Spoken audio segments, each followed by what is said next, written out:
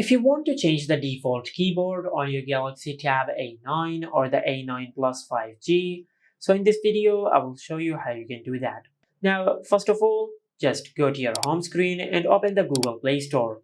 Now, in the Google Play Store, just download any keyboard. For an example, I will download Gboard.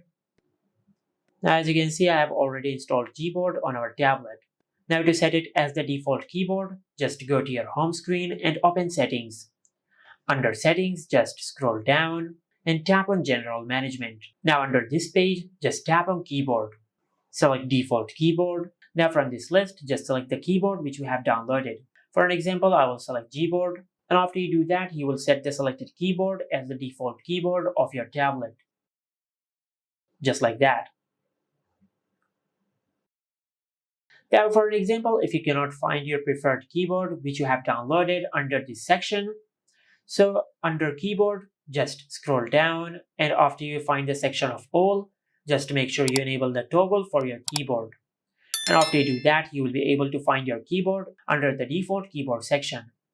Just select it and you will set it as the default keyboard. And this is it. Make sure to like, comment and subscribe. Thank you for watching.